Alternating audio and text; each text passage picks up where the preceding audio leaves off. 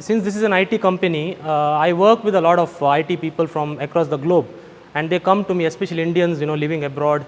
They do not have Indian kind of fitness coaches over there, so they approach people like me, and I've had a lot of experience of almost 10 years now, so I can definitely kind of guide you in a small way. I won't be giving a lot of gyan and whatnot, but I speak a lot, so I've made few points just so that you can maybe apply few of these things in your day-to-day life, and maybe you can share it with your colleagues and maybe your higher ups as well, because there are few things that they also might need to apply over here for you to all have a healthy life.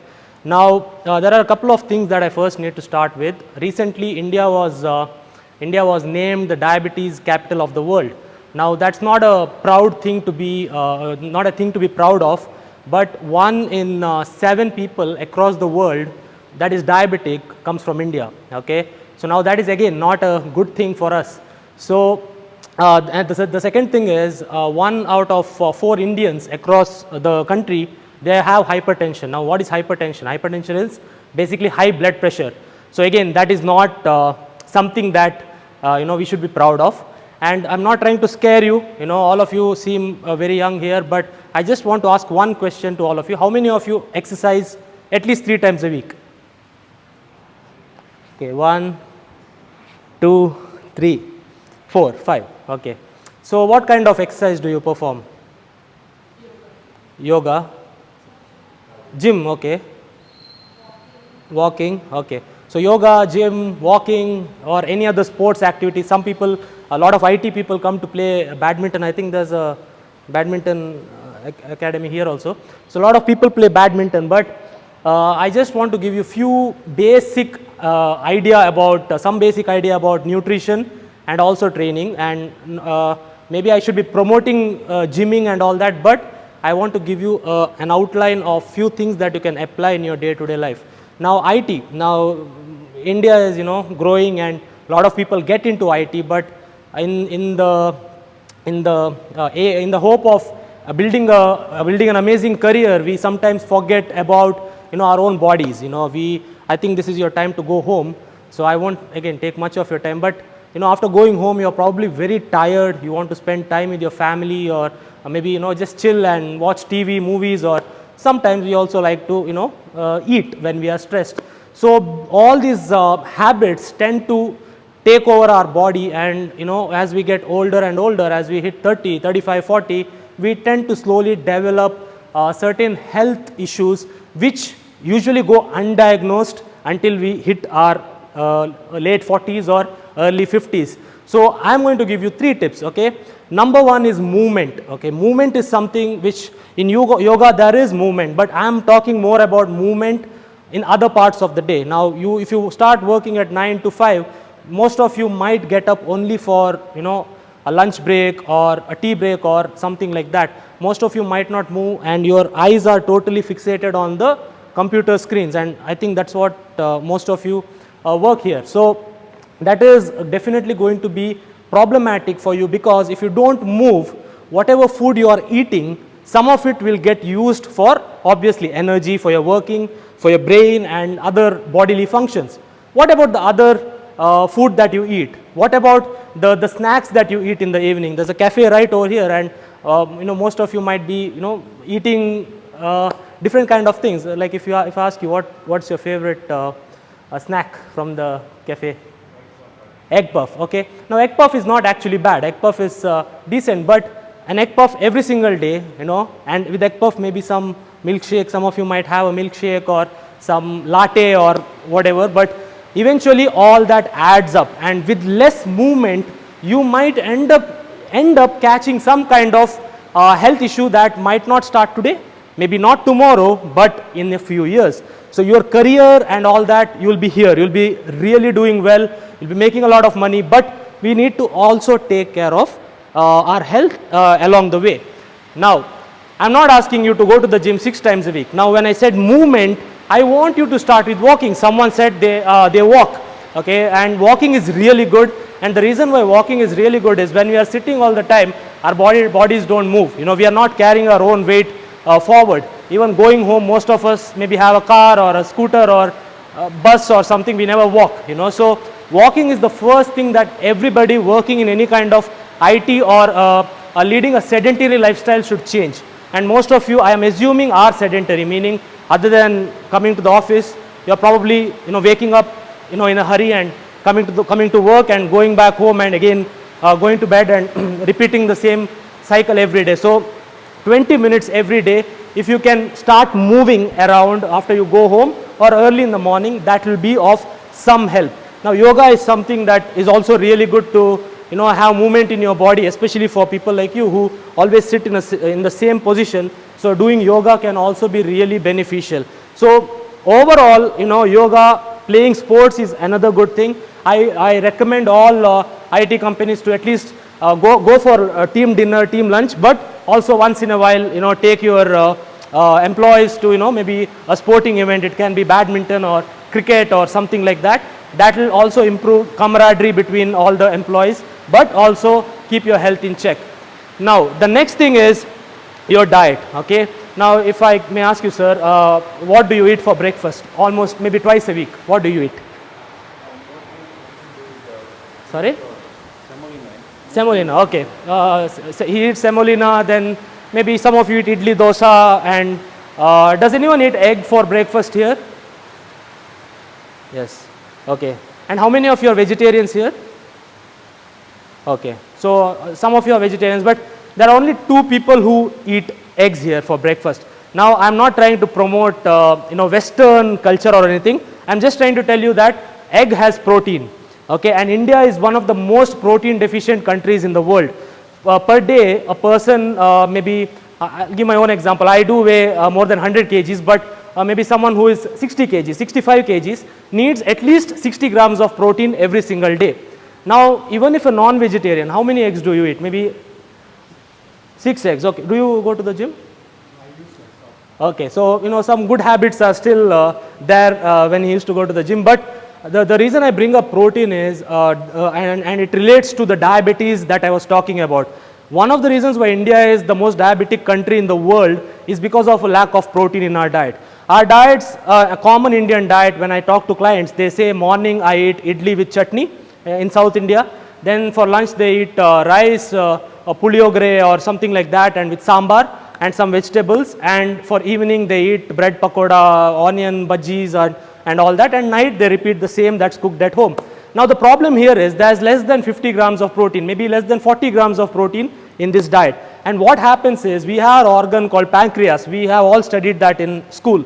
Now pancreas secretes insulin, and insulin is what is the biggest indicator of our health when it comes to diabetes. So what happens is if you only eat carbohydrates, now what is carbohydrates? Your rice, your chapati, your sweets and all that, it's basically sugar. Once it goes into the body, it becomes glucose. Now what happens is, if you keep eating only carbohydrates, and over that you do not move, what happens is your body needs to store that, right? So what it does is some of it will be given for you to, you know, maybe like do the next big project or something, but rest of it will be stored in the body. Now for today only this much of fat will be stored, tomorrow again this much, again this much, again this much, again this much, and over time 2 to 3 years, that is when, you know, your body will, you'll see a big change in your body. And over a period of time, people tend to become pre-diabetic, especially with gain in weight. Some people tend to be really lucky because they are genetically not inclined towards getting diabetes. But some people, if you have diabetes in your family or diabetes among your in your relatives or whatnot, you might end up getting diabetes, especially if you only eat a high carbohydrate based diet. Now that being said, a lot of people in India these days are told rice, you should leave rice, you know, stop eating rice, eat chapati. There is no difference, to be really honest, you know, it's both carbohydrates. If you follow the same habits in your day-to-day life and you eat, there's this new thing that, I mean, popular, jowar roti or multi-millet roti or anything, it's all carbohydrates. If you eat that and still do not do any kind of additional activity, your body doesn't know if you are eating chapati or rice. Your body sees what's inside the chapati and rice. So your body detects it as a carbohydrate, and it will do what it wants to do with it, depending on how you treat your body. So that is why it is very important that you do some kind of movement. You can start off with walking, as the person over there, she said she goes to the gym. Now there is another advantage of weightlifting. Not building muscle, I mean not looking like a bodybuilder or not getting very strong, but muscle mass in the body. Muscle is really friendly, your body loves muscle, and the reason is when you eat that additional carbohydrates, chapati or rice or maybe that extra piece of cake, your body has additional carbohydrates, that glucose that needs to get stored. Where does it get stored? If you don't have muscle, your body is like, okay, there's nothing here, I'll store it as fat. That's how slowly, your body becomes, you store more fat. But if there is muscle in the body, your extra glucose gets stored inside the muscle, okay? And that inside the muscle, when you go and lift in the gym, that energy is getting used to lift weights. So that is exactly why we promote weight training as well. In India, people are always told, walking is enough. My grandfather, my parents, they only walked and walked and walked. But what we also need to understand is the lifestyle back in the day, back then, was completely different. They were 10 times more active than us overall. I'm not assuming, but I believe that stress levels were managed much better. Most of them also, maybe did yoga more than what we do. So these things also matter. So it is not very good to compare what our ancestors or what our parents and our grandfather or grandmother followed. You should take their good advice, and other things like lack of protein. Why are you eating eggs? It's not good. It will make you fat. It has fat. No.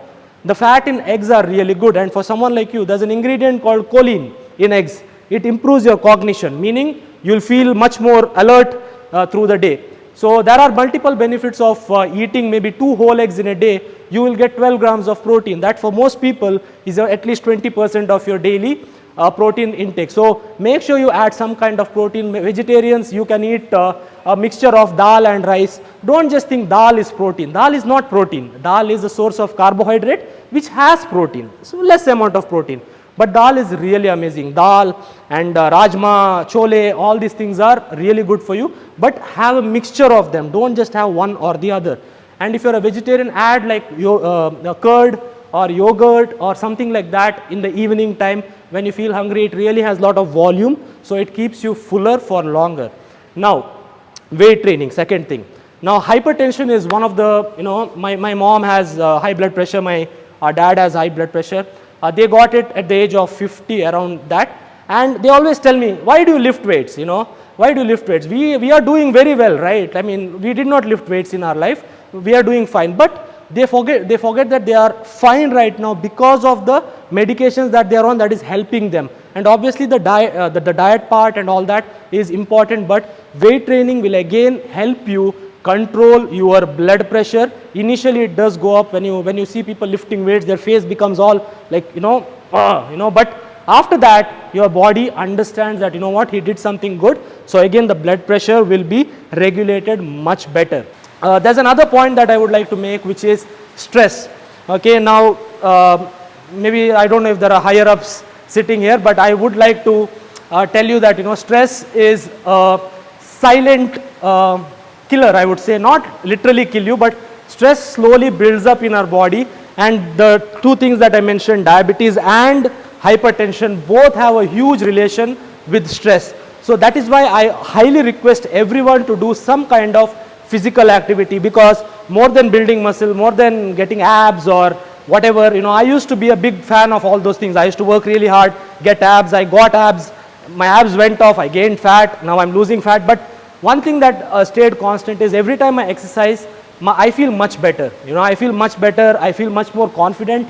And if you go to my YouTube and see my videos 10 years back, I was not speaking like this, and I give a lot of credit to the lifestyle that I live for the way I'm able to speak today.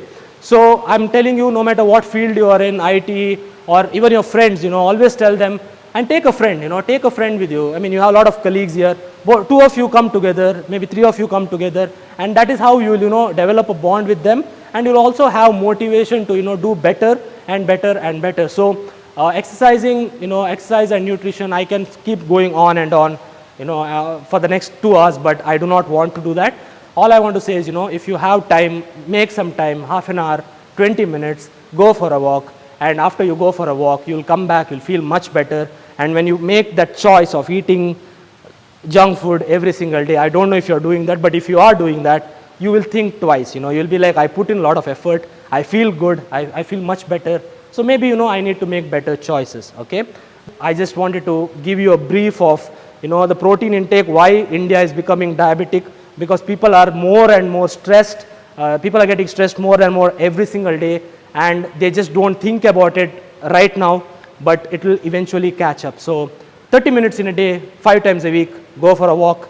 If you have a gym close to you, go to the gym. If Kasharp is close to you, come to Kasharp, will definitely help you out. And it's really hot here, so I'll end my talk right now.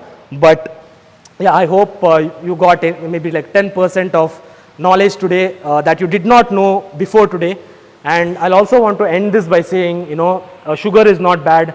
The sugar in food, it's not bad. What is bad is you eating sugar and then not doing anything for the rest of the day. So there is no bad food, there is no great food, there is no fat loss food, there is no food that you need to eat to lose fat, there is no food that you need to not eat to lose fat, nothing like that. You need to control how much food goes into our body. If you are very thin and you want to gain weight, you need to slightly eat more food. If you want to lose weight, you need to eat slightly less. Make sure you get enough protein, and if there is muscle in your body, your quality of life will get better as you grow older, because especially I see a lot of women here, as you grow older after the age of 30, 35, if you have children in the future, all that takes a big toll on our body, on your bodies. So it is very important to know that women lose muscle faster than men as they age. Men lose as well, but women lose faster, and the quality of life goes down. The posture will get from this to this as you grow older if you do not do some kind of resistance training. Add it with yoga. Yoga also has multiple benefits, especially for stress, but weight training will promote muscle growth in your body. But like I said, if you are starting from zero today, anything will help you. If you're starting from zero, anything will help you, and then you can explore more and more. So just like you do your engineering and then you see, maybe I can do masters, and maybe after masters, maybe I want to do PhD. Similarly like that, today if you enjoyed her yoga session, you can start with yoga. Start with yoga 3 times a week. Then if you want to take it, a little bit more, start with weight training 2 times a week. So things like that will help you out. And I'm telling you, by 2045, it's expected that there will be 15 crore people in India who will have diabetes. Now that 15 crore people, the next generation, it will double and double and double. And I don't know if humanity will survive till then, but if it does, I just want to tell you that let us all make small changes in our lifestyle today. And I hope that you don't forget anything that I said in the next 10 minutes. So thank you so much.